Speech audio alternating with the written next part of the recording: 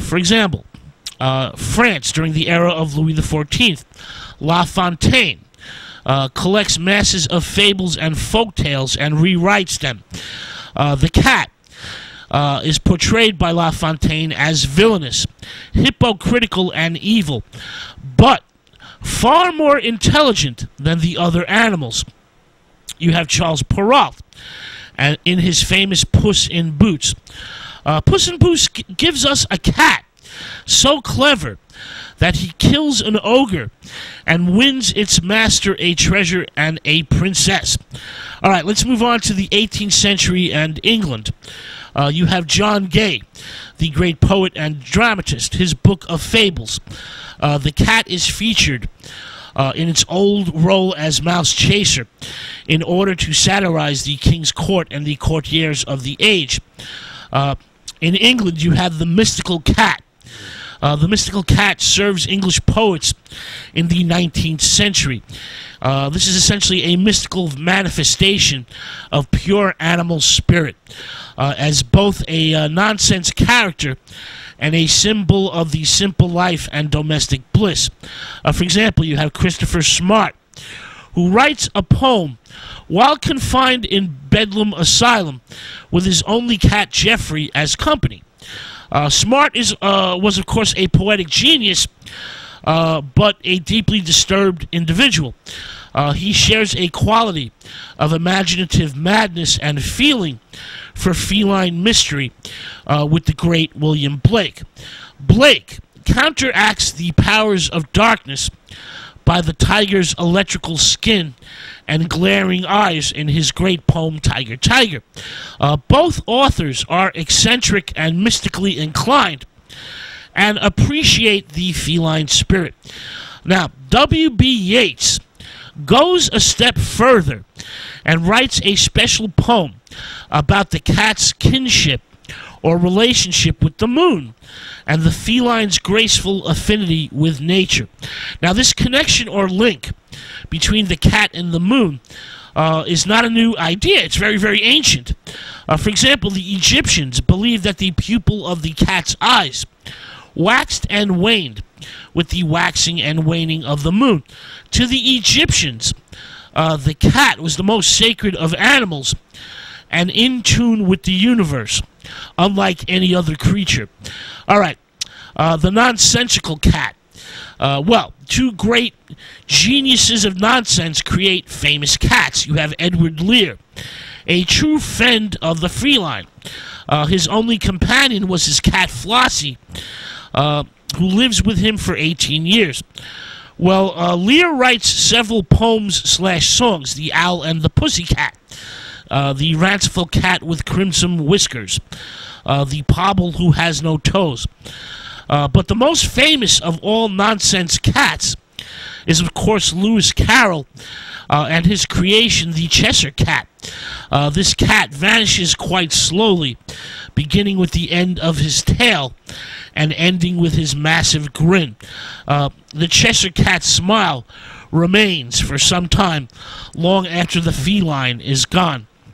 During the 20th century, you have T.S. Eliot, Old Possum's Book of Practical Cats. This book is a monument of poetical cat nonsense. Verses in the poem only make sense to a cat lover. The book is a joke on philosophy and the philosophical method of classification. Real cats, actual living, breathing cats, were immortalized in English literature. You have Wordsworth, Kitten in the Falling Leaves.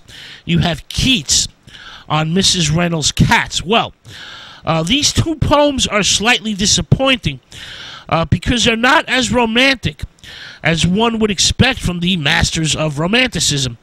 The cats they wrote about were real cats. They actually observed these felines in action. The cats are not abstract manifestations, but ordinary domestic cats. You also have Thomas Hardy, Last Words to a Dumb Friend. This is a poem to his cat that is much more touching and personal. Hardy mourns the cat that has been devoted to him for many, many years. The poem is filled with memories and spiritual significance. Now, the independence of the cat is the characteristic of the feline that is most admired in the modern world. The cat is independence itself in a way that humans desire to be, but are not. In this category, you have Rudyard Kipling, The Cat That Walked by Itself, a modern fable which explains how the cat won his quality of independence. The cat in this tale makes a bargain with other animals. The cat will always remain completely and eternally independent of the human race, unlike the dog or the horse. All right, let's hop, skip, and jump to French literature.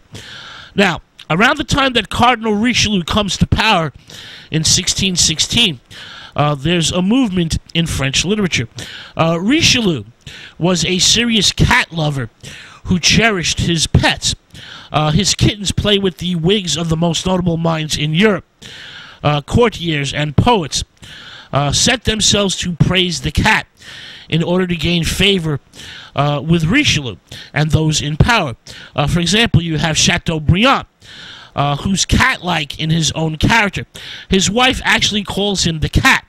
Well, Chateaubriand is filled with immense pride and sensitivity. He understands the feline animal. He loves cats throughout his life and writes about them often.